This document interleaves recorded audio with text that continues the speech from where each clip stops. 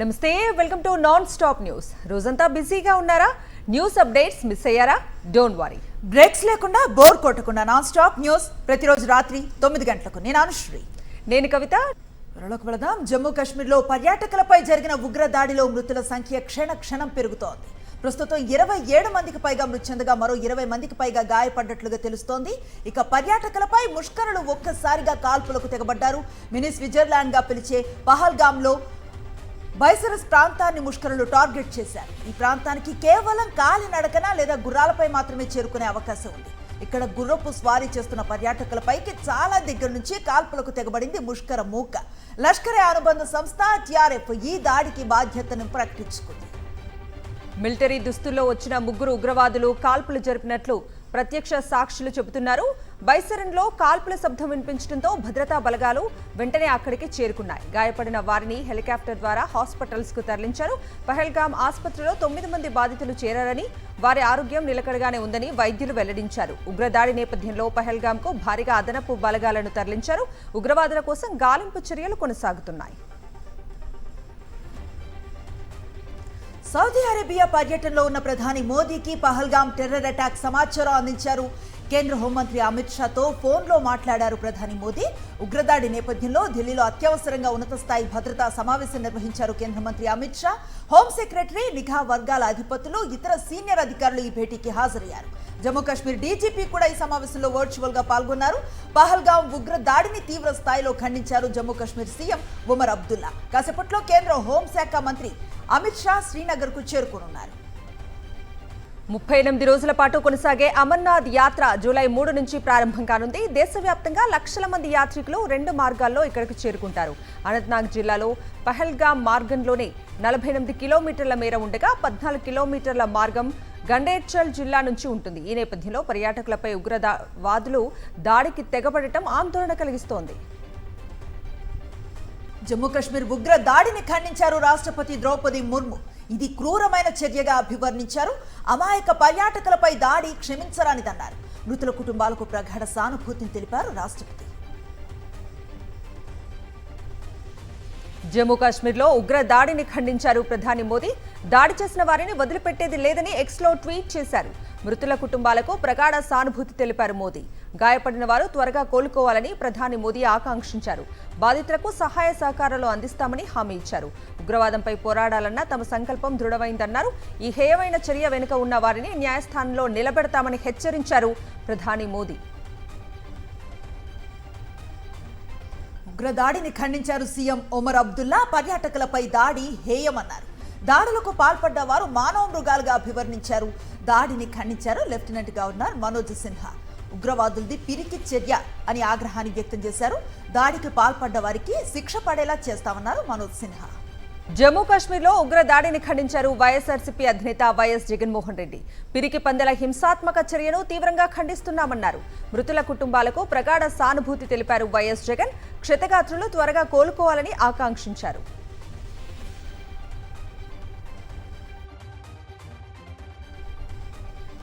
ద్వైపాక్షిక వ్యూహాత్మక సంబంధాల బలోపేతమే ఎజెండాగా సౌదీ అరేబియాలో పర్యటిస్తున్నారు ప్రధాని నరేంద్ర మోదీ.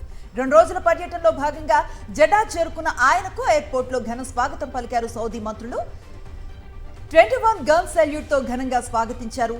ప్రధాని మోదీని కలిసేందుకు ప్రవాస భారతీయులు పెద్ద సంఖ్యలో అక్కడికి తరలి వచ్చారు. భారత్ మాతాకి జై అంటూ నినాదాలు చేశారు. ఇంధనం, వాణిజ్యం, రక్షణ వంటి కీలక రంగాల్లో పరస్పర సహకారాన్ని మరింత బలోపేతం చేసుకోవటమే లక్ష్యంగా సౌదీలో పర్యటిస్తున్నారు ప్రధాని. యువరాజు మహమ్మద్ బిన్ సల్మాన్ తో కలిసి ఇండియా సౌదీ వ్యూహాత్మక భాగస్వామ్య కౌన్సిల్ సమావేశంలో పాల్గొంటారు మోదీ. భారత్, సౌదీ అరేబియాల మధ్య ఇప్పటికే బలమైన వ్యూహాత్మక భాగస్వామ్యం ఉంది. ఇరు దేశాల మధ్య దశాబ్దాలుగా మంచి సంబంధాలు ఉండగా ఇటీవలి కాలంలో అవి మరింత బలపడ్డాయి. 2 దేశాల నాయకత్వం నెలకొన్న అవగాహన, ఉమ్మడి ప్రయోజనాలు ఈ బంధాన్ని కొత్త శిఖరాలకు తీసుకువెళతాయి. భారత్, అమెరికా మధ్య వాణిజ్య ఒప్పందం తుది దశలో ఉందని తెలిపారు అగ్రరాజ్యం ఉపాధ్యక్షుడు జేడీ వాన్స్. ప్రధాని మోదీని టఫ్ నెగోషియేటర్ గా అభివర్ణించారు. ట్రేడ్ డీల్ కోసం రోడ్ మ్యాప్ ను వివరించే సూచనలు, నిబంధనలపై ఇరు దేశాలు అంగీకారానికి వచ్చాయని తెలిపారు. భారత్తో పర్యటిస్తున్న జేడీ వాన్స్ జైపూర్లోని రాజస్థాన్ ఇంటర్నేషనల్ సెంటర్లో ప్రసంగించారు. భారత్ అమెరికా సంబంధాల విస్తృతిపై మాట్లాడారు. రెండు దేశాలు ప్రగతి పథంలో సాగాలని ట్రంప్ కోరుకుంటున్నారని తెలిపారు. ప్రధాని మోదీ ఆతిథ్యంపై మాట్లాడిన జేడీ వాన్స్ మోదీని కలిసొచ్చిన తర్వాత తన కొడుకు భారత్లో స్థిరపడాలని కోరినట్లు చెప్పారు.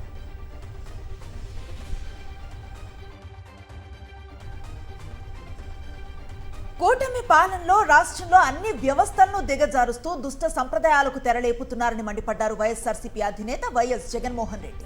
తాడేపల్లి కేంద్ర కార్యాలయంలో జరిగిన పార్టీ పీఎస్సీ సమావేశంలో కూటమి ప్రభుత్వ కక్ష రాజకీయాలపై వైఎస్ జగన్ ఫైర్ అయ్యారు. రాష్ట్రంలో భయానక వాతావరణం సృష్టిస్తున్నారని మండిపడ్డారు. ప్రజా సమస్యలు, అన్యాయాలు, అక్రమాలు, అవినీతి ప్రజల్లోకి వెళ్లకుండా డైవర్షన్ చేస్తున్నారని తెలిపారు. సీనియర్ ఐపీఎస్ అధికారి ఆంజనేయులను అరెస్టు చేయటం కూటమి కక్ష రాజకీయాలకు పరాకాష్ట అన్నారు. ఇదే కేసులో మరో 2 పోలీసు అధికారుల పట్ల ప్రభుత్వ తీరును కోర్టు తప్పు పట్టిందని గుర్తు చేశారు. రాష్ట్రంలో మొదటిసారి ఇలాంటి దుర్మార్గాలు చూస్తున్నానని, ఒక వ్యక్తిని ఇరికించడానికి కేసులు క్రియేట్ చేస్తూ తప్పుడు సాక్ష్యాలు సృష్టిస్తున్నారన్నారు. రాష్ట్రం ఎటువైపు వెళ్తుందో అర్థం కావటం లేదని వైఎస్ జగన్మోహన్ రెడ్డి ఆవేదన వ్యక్తం చేశారు. ప్రభుత్వం ఇలా పోతే రాష్ట్రంలో అరాచకం తప్ప ఏం మిగలదని హెచ్చరించారు. ఎంపీ మిథున్ రెడ్డిని కూడా కూటమి నేతలు టార్గెట్ చేశారని తెలిపారు. ఎలాగైనా మిథున్ రెడ్డిని ఇరికించాలని చూస్తున్నారన్నారు. లేని ఆరోపణలు, తప్పుడు సాక్ష్యాలు సృష్టించి పెద్దిరెడ్డి కుటుంబాన్ని ఇబ్బంది పెడుతున్నారన్నారు. చంద్రబాబు హయాంలో లిక్కర్ స్కామ్ పైన గతంలో సిఐడి కేసు పెట్టిందని, లిక్కర్ అమ్మకాలు తగ్గిస్తే లంచాలు ఎందుకిస్తారని ప్రశ్నించారు. గత వైఎస్ఆర్సీపీ ప్రభుత్వంలో తెచ్చిన లిక్కర్ పాలసీ విప్లవాత్మకమైనదని, ప్రైవేట్ దుకాణాలు తీసేసి ప్రభుత్వమే నిర్వహించిందని స్పష్టం చేశారు. లిక్కర్ అమ్మకాల సమయాన్ని కూడా తగ్గించామన్నారు. ఎక్సైజ్ ట్యాక్స్ల పెంపుతో లిక్కర్ రేట్లు పెరిగాయని, రేట్లు పెరగటం వల్ల లిక్కర్ అమ్మకాలు తగ్గాయన్నారు. వైఎస్ఆర్సీపీపై బురద చల్లి డైవర్షన్ రాజకీయాలు చేస్తున్నారని వైఎస్ జగన్మోహన్ రెడ్డి ఆగ్రహాన్ని వ్యక్తం చేశారు. విశాఖలో 3,000 కోట్ల విలువైన భూమిని ఊరు పేరు లేని కంపెనీకి కూటమి ప్రభుత్వం కట్టబెట్టిందన్నారు. లులు కంపెనీకి కూడా 1,000 కోట్ల విలువైన భూమిని కట్టబెట్టారని తెలిపారు. రాజధాని నిర్మాణ పనుల అంచనాలు విపరీతంగా పెంచేశారన్నారు. అంచనాలు పెంచేసి దోపిడీకి పాల్పడుతున్నారన్నారు. 36,000 కోట్ల పనులను 77,000 కోట్ల రూపాయలకు పెంచేశారని వివరించారు. జ్యుడిషియల్ ప్రివ్యూ, రివర్స్ టెండరింగ్ తీసేశారని చెప్పారు. మొబిలైజేషన్ అడ్వాన్సులు తీసుకువచ్చారని, ఇంతటి దోపిడీని గతంలో ఎప్పుడూ చూడలేదన్నారు. గతంలో వైఎస్ఆర్సీపీ ప్రభుత్వం బటన్లు నొక్కినట్లు ఎందుకు చేయట్లేదని ప్రశ్నించారు వైఎస్ జగన్. ఏమీ రాదని, చంద్రబాబు బటన్లను నొక్కటం లేదని విమర్శించారు. దేశం ఆదాయం పెరుగుతుంటే రాష్ట్ర ఆదాయం తగ్గుతుందన్నారు. రాష్ట్రానికి రావాల్సిన ఆదాయం కూటమి పెద్దల జేబుల్లోకి వెళ్తుందన్నారు. ఏదైనా సమస్య ప్రజల్లోకి వెళ్తుంటే బాబు డైవర్ట్ చేస్తున్నారన్నారు. ప్రభుత్వ పథకాలు ఎందుకు రద్దు చేశారని నిలదీశారు. సూపర్ 6, 7 హామీలు ఏమయ్యాయన్నారు. ఆరోగ్యశ్రీ పూర్తిగా ఎత్తేశారని, ఆరోగ్యశ్రీకి 3,500 కోట్ల రూపాయలు బకాయిలు ఎందుకు పెట్టారని వైఎస్ జగన్ ప్రశ్నించారు. విద్యార్థులకు ఫీజు రియంబర్స్మెంట్ ఇవ్వటం లేదని, వసతి దీవెన కింద గతేడాది 3,900 కోట్లు బకాయి పెట్టారన్నారు. రాష్ట్రంలో ఏ రైతుకు గిట్టుబాటు ధర లేక తీవ్ర ఇబ్బందులు ఎదుర్కొంటున్నారని వైఎస్ జగన్మోహన్ రెడ్డి ఆవేదన వ్యక్తం చేశారు. రైతులకు పెట్టుబడి సాయం అందటం లేదని, ఉచిత పంటల బీమా ఊసేలేదని మండిపడ్డారు. వ్యవస్థల్లో పారదర్శకత లేదని, ఒక్క కొత్త పెన్షన్ ఇవ్వకపోగా 4 లక్షల పెన్షన్లు కట్ చేశారని వివరించారు. రాష్ట్రంలో ఎక్కడ చూసినా రెడ్ బుక్ పాలనే కనిపిస్తోందని, ఇలాంటి పరిస్థితుల్లో పీఎస్సీ గణనీయమైన పాత్ర పోషించాలని వైఎస్ఆర్సీపీ నేతలకు వైఎస్ జగన్మోహన్ రెడ్డి దిశానిర్దేశం చేశారు. తమిళనాడు బీజేపీ మాజీ చీఫ్ అన్నామలై రాజ్యసభకు వెళ్లనున్నారు. ఏపీ నుంచి రాజ్యసభకు ఎన్నిక అవనున్నారు అన్నామలై. అమిత్ షాతో చంద్రబాబు భేటీలో ఈ మేరకు నిర్ణయించారు. విజయసాయిరెడ్డి రాజీనామాతో ఖాళీ అయిన రాజ్యసభ స్థానంలో అన్నామలై రాజ్యసభకు ఎంపిక కానున్నారు. ఇటీవల తమిళనాడు బీజేపీ అధ్యక్షుడి మార్పు సమయంలో అప్పటి వరకు అధ్యక్షుడిగా పనిచేసిన అన్నామలైకి జాతీయ స్థాయి పదవిస్తామని అమిత్ షా ప్రకటించారు. ఈ నేపథ్యంలోనే అన్నామలైని రాజ్యసభకు పంపుతోంది బీజేపీ అధినాయకత్వం.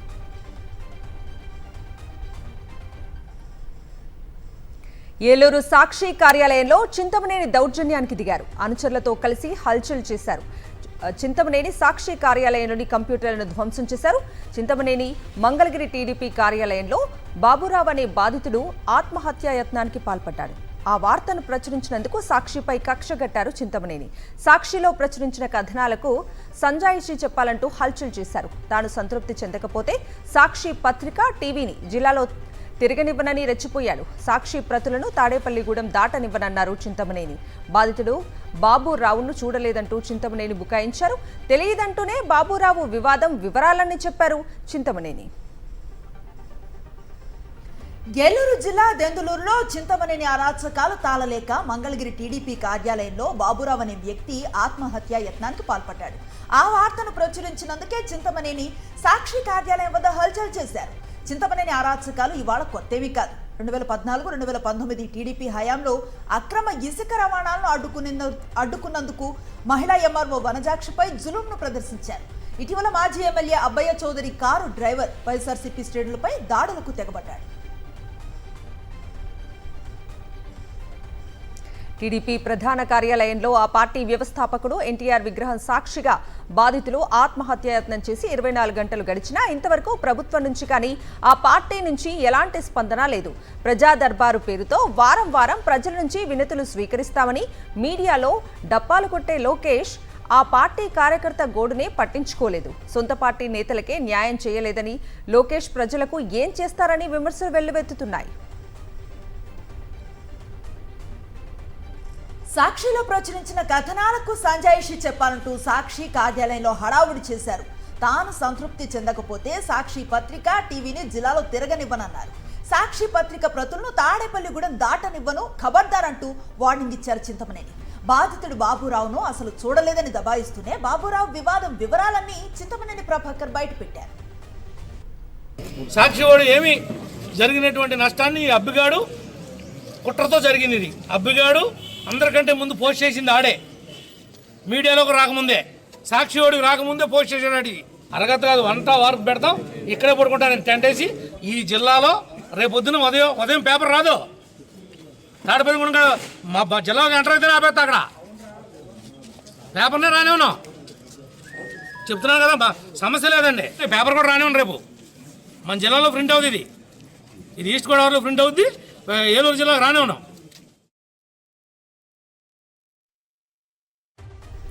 సోమవారం మంగళగిరి టీడీపీ కార్యాలయంలో ఎన్టీఆర్ విగ్రహం ఎదుట దాసరి బాబురావు అనే బాధితుడు ఎమ్మెల్యే చింతమనేని ప్రభాకర్ వేధింపులు తాళలేక బ్లేడుతో ఆత్మహత్యాయత్నానికి పాల్పడ్డాడు.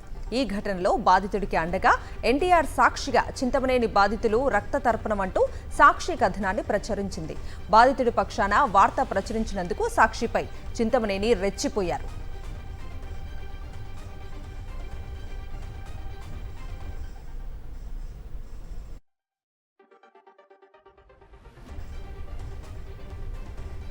దెందులూరు మండలం చల్లచింతలపూడిలో విజయవాడకు చెందిన బాబురావుకు 9.57 ఎకరాల భూమి ఉంది.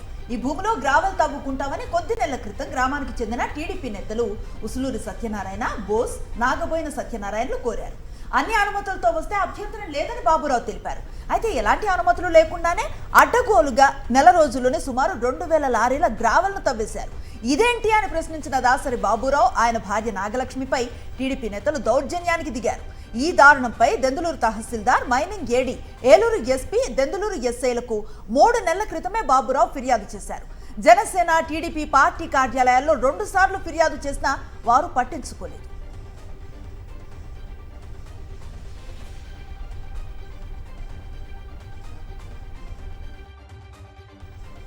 మరోవైపు తమ పార్టీ నేతలతో రాజీ చేసుకోవాలని, లేకుంటే అంతు చూస్తానని చింతమనేని ప్రభాకర్ నుంచి బాబురావుకు బెదిరింపులు వచ్చాయి. దీంతో ఆందోళన చెందిన బాబురావు, ఆయన భార్య నాగలక్ష్మి సోమవారం టీడీపీ రాష్ట్ర కార్యాలయానికి వెళ్లారు. తమకు న్యాయం జరగటం లేదన్న ఆవేదనతో ఒక్కసారిగా ఎన్టీఆర్ విగ్రహం ఎదుట బాబురావు తన ఎడమ చేతి మణికట్టు కోసుకుని ఆత్మహత్యకు ప్రయత్నించారు. ఆయన భార్య అడ్డుకుని హుటాహుటిన తన భర్తను ఆసుపత్రికి తరలించారు.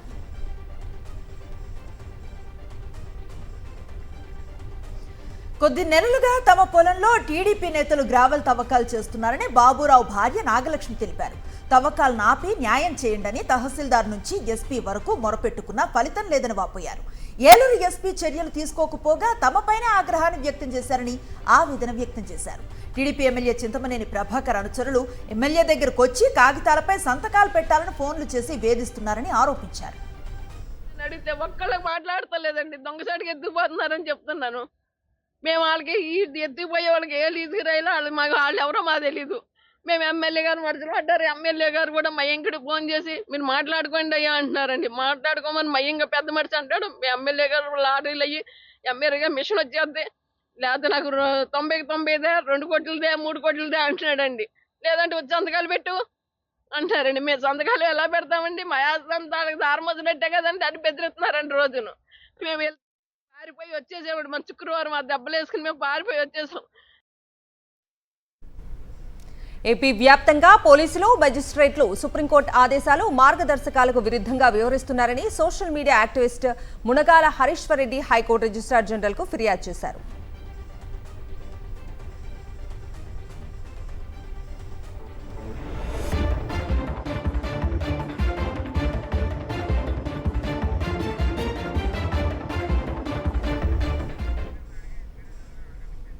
ఇదే అంశానికి సంబంధించి పూర్తి అప్డేట్స్ మా ప్రతినిధి అశోక్ అడిగి తెలుసుకుందాం. అశోక్,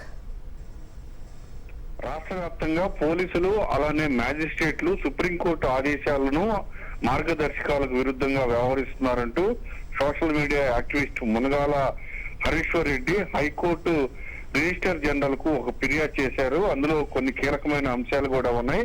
ఖచ్చితంగా పోలీసులు, మ్యాజిస్ట్రేట్లు సుప్రీంకోర్టు ఆదేశాలకు విరుద్ధంగా వ్యవహరిస్తున్నారు, వీరిపైన తగిన చర్యలు తీసుకోండి అంటూ ఆ ఫిర్యాదులో పేర్కోవడం జరిగింది. 7 ఏళ్ల లోపు శిక్ష పడే కేసులు కూడా యాంత్రికంగా రిమాండ్ విధిస్తున్నాయి కింది కోర్టు. మ్యాజిస్ట్రేట్లు కూడా తగిన కారణాలు చూపకుండా ఈ రిమాండ్ విధిస్తున్నారు. ఇది అర్నేష్ కుమార్ కేసులో సుప్రీంకోర్టు ఆదేశాలు ఇచ్చింది, ఆ ఆదేశాలను ధిక్కరించడమే అంటూ ఆ ఫిర్యాదులో పేర్కోవడం జరిగింది. ఇలా చేసిన వారిపై చర్యలు తీసుకోవాలని హైకోర్టుకు సుప్రీంకోర్టు చెప్పింది. తమ ఆదేశాలను అమలును పర్యవేక్షించాలని కూడా హైకోర్టుకు సుప్రీంకోర్టు చాలా స్పష్టంగా చెప్పింది.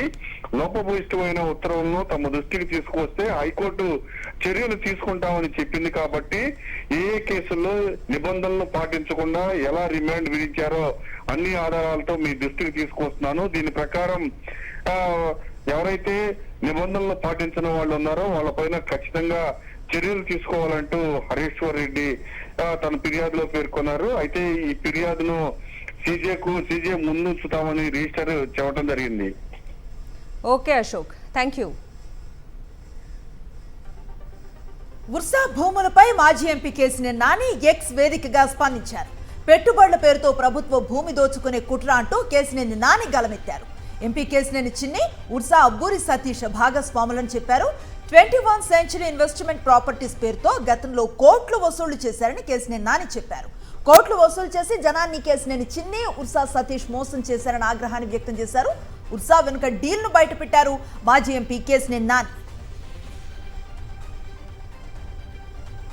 భూ కేటాయింపుల వెనుక ఎంపీ చిన్ని దురుద్దేశం ఉందన్నారు కేసినేని నాని. విశాఖలో 60 ఎకరాల కేటాయింపు వెనుక కేసినేని చిన్ని పాత్ర ఉందన్నారు.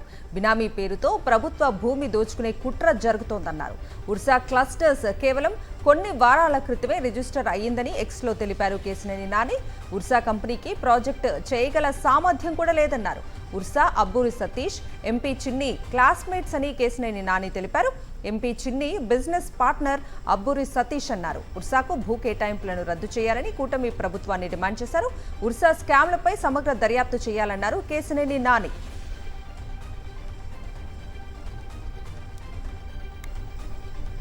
కూటమి పాలనలో విలువైన భూములను ప్రైవేట్ సంస్థలకు నామమాత్రపు ధరకు కట్టబెడుతున్నారని ఆరోపించారు మాజీ మంత్రి గుడివాడ అమర్నాథ్. ఊరు పేరు లేని ఉర్సా సంస్థకు 56 ఎకరాల భూమిని ఎలా కేటాయిస్తున్నారని ప్రశ్నించారు. ఉర్సా కంపెనీకి డేటా సెంటర్ ఏర్పాటు చేసే అర్హత, స్థాయి, అనుభవం లేవన్నారు. ప్రైవేట్ లిమిటెడ్ పేరిట 12వ తారీఖు ఫిబ్రవరి రిజిస్టర్ చేసినటువంటి కంపెనీ ఇది. దీనికి భూ కేటాయింపులు మన ఏప్రిల్ 2వ వారంలో భూ కేటాయింపులు 56 ఎకరాలు చేశారు. అంటే కేవలం 2 మాసాలు అనుభవం ఉన్నటువంటి ఒక సంస్థకు తీసుకొని వచ్చి విశాఖపట్నంలో వేల కోట్ల రూపాయలు విలువైనటువంటి భూమిని తీసుకొని వచ్చి దారాదత్తం చేస్తే దీని మీద పెద్ద ఎత్తున దేశవ్యాప్తంగా, రాష్ట్ర వ్యాప్తంగా చర్చ జరుగుతూ ఉంటే ఇప్పటికీ కూడా ప్రభుత్వం ఎందుకు స్పందించట్లేదు, ఎందుకు సమాధానం చెప్పట్లేదు, దీని వెనకాతల ఎవరున్నారు? Telangana intermediate first year, second year పరీక్షా ఫలితాలు విడుదలయ్యాయి. ఇంటర్ బోర్డు కార్యాలయంలో డిప్యూటీ సీఎం భట్టి విక్రమార్క ఫలితాలను రిలీజ్ చేశారు. ఇంటర్ ఫస్ట్ ఇయర్లో 66.89%, సెకండ్ ఇయర్లో 71.37% మంది ఉత్తీర్ణత సాధించారు. మే 22 నుంచి ఇంటర్ అడ్వాన్స్డ్ సప్లిమెంటరీ పరీక్షలు ఉంటాయని, రీకౌంటింగ్, రీవెరిఫికేషన్కు వారం గడువు ఇస్తున్నట్లు పేర్కొన్నారు. ఉత్తీర్ణత సాధించిన విద్యార్థులకు అభినందనలు తెలిపారు డిప్యూటీ సీఎం భట్టి.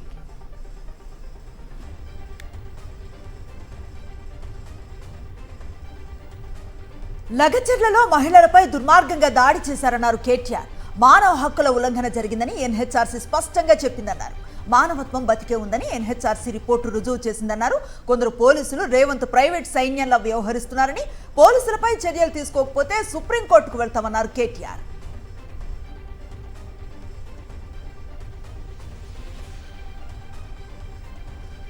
చంద్రబాబుకు దమ్ముంటే తన కేసులపై సిఐడి విచారణ జరిపించుకోవాలని సవాల్ విసిరారు మాజీ మంత్రి రోజా. విచారణ జరిపించుకోవటం చేతకాకపోతే సిబిఐకి అప్పగించాలన్నారు. పరిపాలన చేతకాక అక్రమ కేసులతో డైవర్షన్, డర్టీ పాలిటిక్స్ చేస్తున్నారని విమర్శించారు. ఎల్లో మీడియాతో విష ప్రచారం చేస్తున్నారని మండిపడ్డారు రోజా. స్కిల్ డెవలప్మెంట్ స్కామ్ లో మీ మీద పెట్టిన కేసులో మీరు ఎలా సంతకాలు పెట్టి డబ్బును దోచుకున్నారు ఈ ప్రభుత్వంలో అనేది ఈడీ కూడా ఓకే చేసింది. దాన్ని ఎందుకు సిఐడి విచారణ ముందుకు నడవనీయకుండా ఆపేశారు? మీ వల్ల కాకపోతే సిబిఐకి అప్పచెప్పండి. ప్రజల్లోకి వెళ్ళలేక, వాటి మీద ఏమీ చెప్పుకోలేక ఈ విధంగా డైవర్షన్, డర్టీ పాలిటిక్స్తో ఏ విధంగా విషయాన్ని చిమ్ముతున్నారో ఈ రాష్ట్ర ప్రజలకి ఏడాది కాలంలోనే అర్థమైపోయింది. సీనియర్ ఐపీఎస్ అధికారి సీతారామాంజనేయులను 6 గంటలకు పైగా విచారించారు సిఐడి అధికారులు. ఇవాళ రాత్రికి సిఐడి ఆఫీస్లోనే పిఎస్ఆర్ను ఉంచనున్నారు. సీతారామాంజనేయులను రేపు ఉదయం కోర్టులో హాజరుపరచనున్నారు సిఐడి అధికారులు.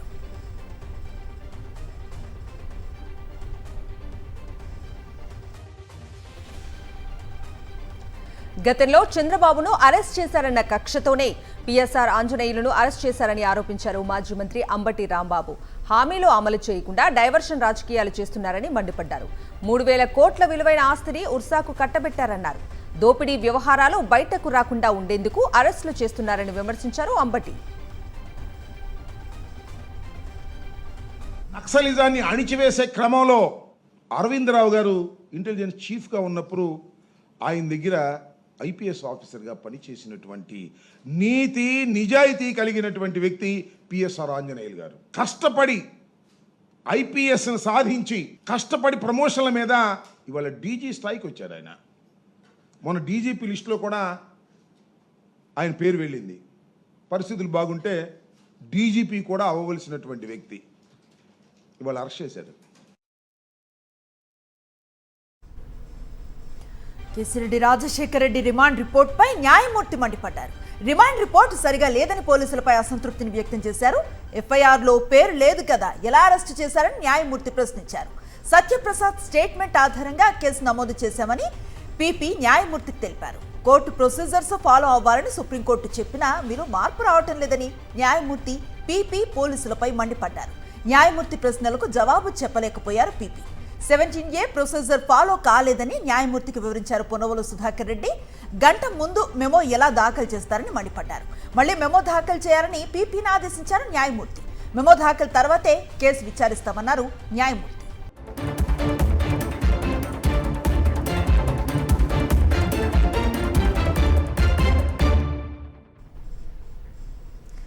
రాష్ట్రపతికి సుప్రీంకోర్టు డెడ్ లైన్ విధింపు చర్చనీయాంశంగా మారిన వేళ ఉపరాష్ట్రపతి జగదీప్ ధన్కడ్ మరోసారి సంచలన వ్యాఖ్యలు చేశారు. రాజ్యాంగపరమైన అంశాల్లో ఎన్నికైన ప్రజాప్రతినిధి అల్టిమేట్ మాస్టర్స్ అన్నారాయన. పార్లమెంట్ కంటే అత్యుత్తమమైనది ఉందని, రాజ్యాంగంలో ఎక్కడా లేదని, పార్లమెంటే సుప్రీం అని వ్యాఖ్యానించారు. ఈ సందర్భంగా మాజీ ప్రధానమంత్రి ఇందిరాగాంధీ విధించిన ఎమర్జెన్సీ సమయాన్ని గురించి కూడా ధన్కడ్ ప్రస్తావించారు. ఎమర్జెన్సీ సమయంలో ప్రాథమిక హక్కుల ఉల్లంఘన జరిగిందన్నారు. బిల్లుల ఆమోదానికి రాష్ట్రపతికి సుప్రీంకోర్టు గడువు విధించడాన్ని ఇటీవల తీవ్ర స్థాయిలో తప్పుపట్టారు ఉపరాష్ట్రపతి ధన్కడ్. రాష్ట్రపతిని supreme court ఆదేశించలేదన్నారు.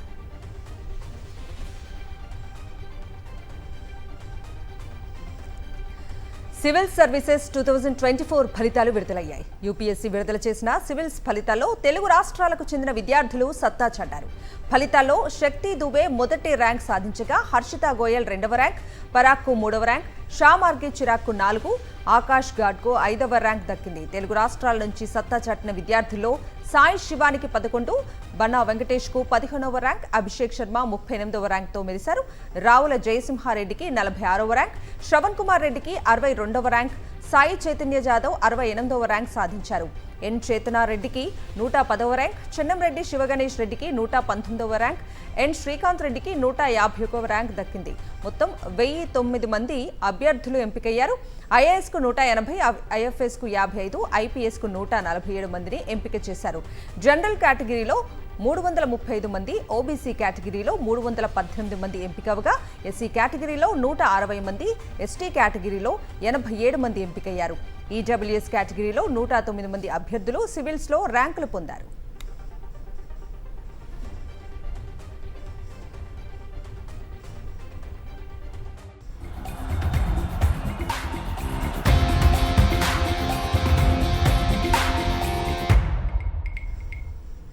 Coming to sports updates. Lucknow వేదికగా Delhi capitals, Lucknow super giants మధ్య మ్యాచ్ కొనసాగుతోంది. ఇక నిర్ణీత 20 ఓవర్లకు లక్నో 6 వికెట్లు కోల్పోయి 159 పరుగులు చేసింది. ఢిల్లీ క్యాపిటల్స్కు 160 పరుగుల లక్ష్యాన్ని నిర్దేశించింది. లక్నో ఓపెనర్లు ఐడెన్ మార్క్రమ్ 52, మిచెల్ మార్గ్ 45 పరుగులతో చెలరేగి ఆడారు. అనంతరం వరుసగా వికెట్లు కోల్పోయింది లక్నో. చివరిగా ఆయుష్ పైటన్ 36, డేవిడ్ మిల్లర్ 14 పరుగులతో పర్వాలేదు అనిపించారు. ఇక ఢిల్లీ బౌలర్లలో ముఖేష్ కుమార్ 4 వికెట్లు తీశాడు. మిచెల్ స్టార్క్, దుష్మంత్ చమీరా చెరో వికెట్ తీశారు. ఇవి నాన్ స్టాప్ న్యూస్ అప్డేట్స్.